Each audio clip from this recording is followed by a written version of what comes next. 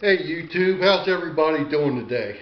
I just wanted to put a little blurb out in reference to a problem that my daughter was having with her 2007 Jeep Grand Cherokee Laredo.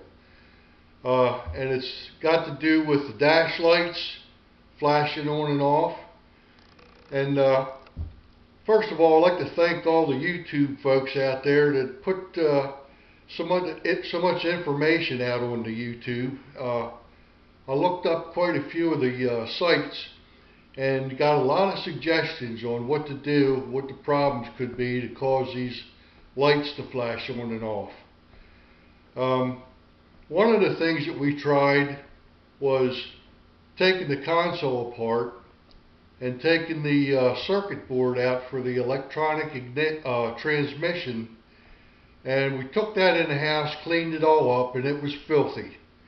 Put it back in, and it seemed to do the trick for a couple days.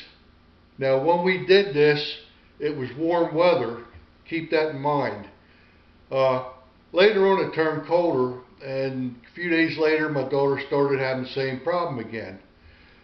So she did have a recall on her vehicle, still has it, and the recall was in reference to the ignition switch. So I got to thinking, well, maybe that's the problem, because obviously when you turn your ignition switch on, all your lights light up and then go out.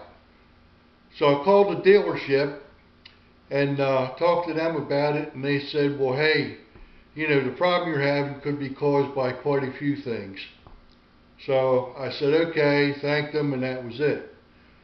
A few days later, my daughter called. She was leaving work one night, and her car was completely dead, nothing. So I asked her to get out, open the hood, and jiggle the battery cables. She did that, and everything came back. So when she came home, I said, when you've been having this intermittent problems, has your radio settings gone away, the stations? And she said, yeah, I have to keep resetting them. So right away, that was a red flag telling me that, hey, there's a problem with the battery. So we checked the battery out, picked a day when it wasn't too cold. We don't have a garage.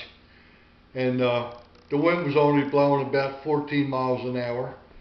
So anyhow, we got out there, and lo and behold, we found a loose connection. Now her battery, for some reason, has the old style connectors that go over the battery posts.